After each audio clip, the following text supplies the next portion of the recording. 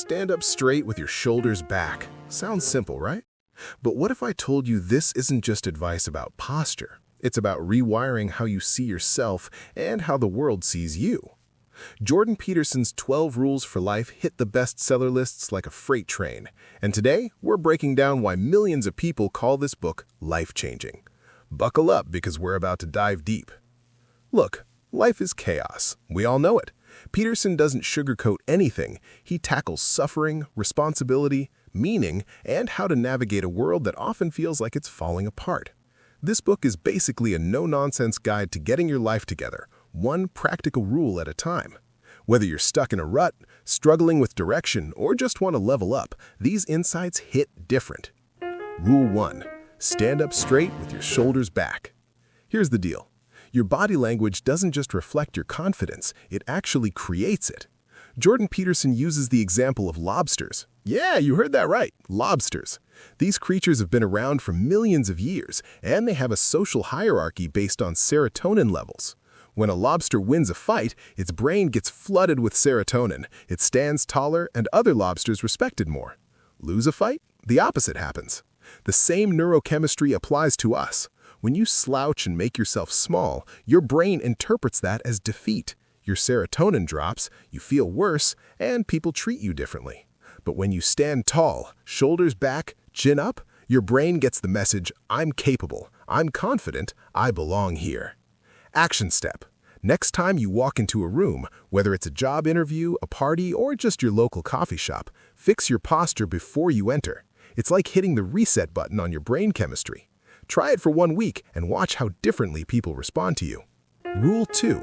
Treat yourself like someone you are responsible for helping. You take better care of your dog than yourself. Here's a wild statistic. If a person is prescribed medication, 1/3 won't fill it. Of those who do, half won't take it correctly. But if the dog gets sick, you bet that owner is giving Fido his pill at the exact same time every single day. Why? Because we often despise ourselves. We know our own flaws, our dark secrets, and we don't think we deserve care. We are our own worst critics. You need to shift your mindset. Imagine you were given a child to care for. You wouldn't let them eat junk food all day, sleep until noon, and doom scroll until 3 a.m., right? You'd want what's best for them. You need to have that same compassion for yourself. Action step. Identify one thing you are avoiding that is hurting your health or future. Is it a dentist appointment, a difficult conversation, a deadline? Do it today. Not because you have to, but because you deserve to have a better future. Rule 3. Make friends with people who want the best for you. You are the average of the people around you. We often hang out with people who drag us down because it's easy. It's a rescue fantasy. You think you can save your messy friend, but usually they just drown you. Peterson is blunt here. Don't be friends with people who celebrate your failures and resent your success. True friends are the ones who, when you say, I got a promotion, they say, that's amazing, instead of, must be nice, I hate my job. It takes courage to leave toxic friendships because it means you have to aim higher for yourself. Action step. Audit your circle. Is there someone who consistently drains your energy or makes you feel guilty for trying to improve? It might be time to create some distance. It's not selfish, it's survival. Rule 4. Compare yourself to who you were yesterday, not to who someone else is today. Envy is the thief of joy, especially on social media. You open Instagram and see a 22-year-old billionaire with a six-pack. You instantly feel like a failure. But you are only seeing their highlight reel. You don't know their struggles. Comparing yourself to others is a game you will always lose because there is always someone better. The only fair comparison is you versus you. Are you slightly more competent, slightly kinder, or slightly more organized than the you from yesterday? That is the only trajectory that matters. Incremental progress is the secret to long-term success. Action step. Tonight, write down one thing you did better today than yesterday. Did you drink more water? Did you read 10 pages? That's a win. Stack those wins. Rule 5. Do not let your children do anything that makes you dislike them. If you don't discipline your kids, society will punish them. This is a tough one for modern parents. We want to be our kids' friends, but Peterson argues that if you let your child act like a little tyrant, screaming in restaurants, hitting, biting, you aren't being nice, you are setting them up for failure. If you dislike your kid's behavior, imagine how strangers will feel. Your job as a parent is to socialize your child so that other people will want to play with them and teach them. A well-socialized child opens doors to the world. A bratty child gets those doors slammed in their face. Action step. If you're a parent or even a manager, set clear boundaries. Don't threaten consequences you won't enforce. Be firm, be fair, and reward good behavior immediately. Rule 6. Set your house in perfect order before you criticize the world. Fix your own mess before you try to fix society. We love to complain about the economy, the government, and the system. It feels good to be a victim. But Peterson asks, have you done everything you can do? Is your room clean? Are your finances in order? Have you reconciled with your brother? It's easy to protest, it's hard to clean your closet. But if you can't even manage your own personal chaos, what makes you think you have the wisdom to manage the world's chaos? Start small. Build competence locally before you go global. Action step. Literal interpretation here. Clean your room or your desk. Organize that junk drawer. Create order in your immediate physical space. It does wonders for your mental clarity. Rule 7.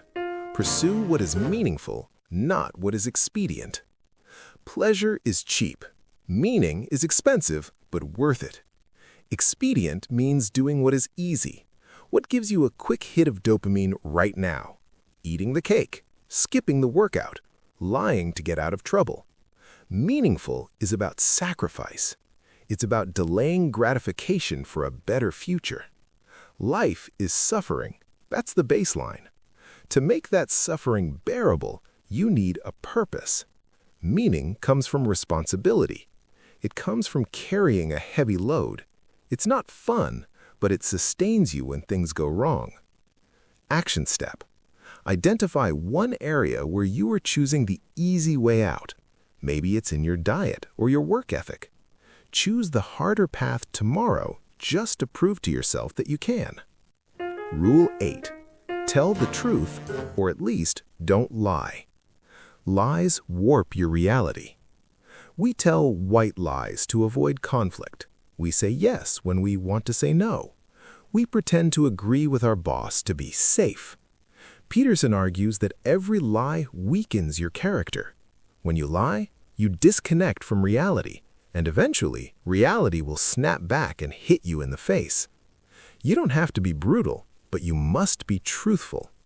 If you feel resentful, it's usually because you aren't saying what you truly mean. The truth is the only mechanism we have to navigate chaos safely. Action step.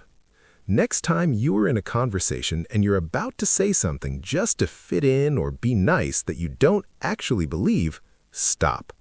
Stay silent if you have to, but don't lie. Rule 9.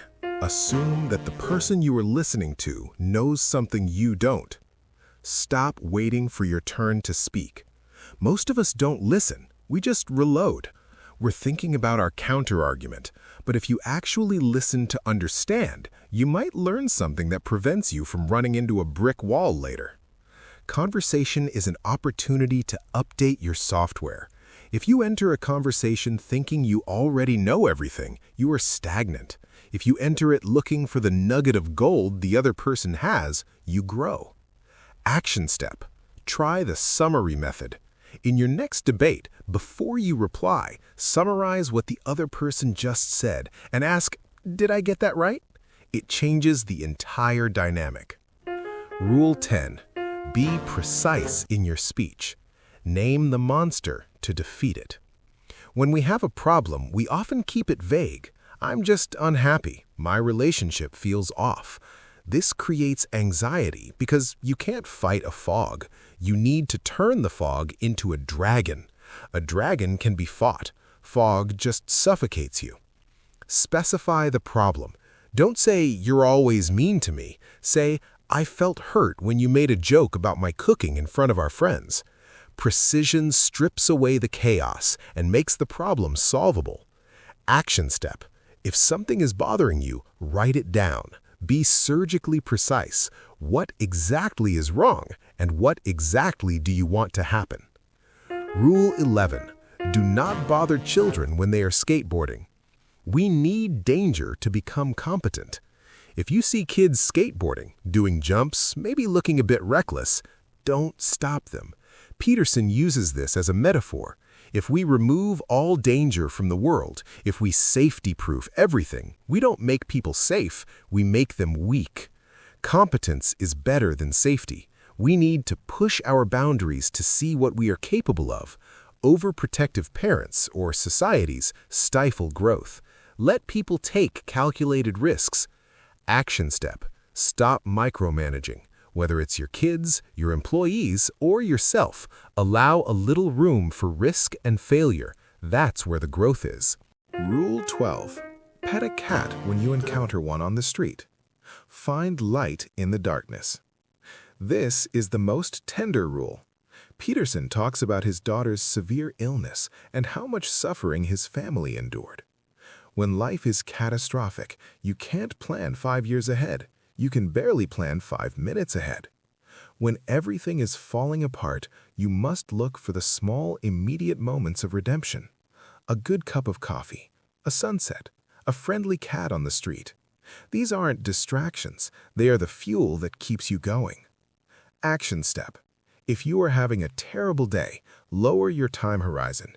Don't worry about next year. Just find one small, beautiful thing right in front of you and appreciate it for 30 seconds. All right, that was a lot. Let's recap the toolkit for a meaningful life. Posture. Stand tall. Signal confidence. Self-care. Treat yourself like someone you love. Friends. Choose people who want you to win. Growth. Beat your yesterday self, not your neighbor. Parenting. Teach kids and yourself to be socially desirable. Responsibility. Clean your room before fixing the world. Meaning. Choose the hard path over the easy high. Truth. Stop lying. It corrupts your soul. Listening.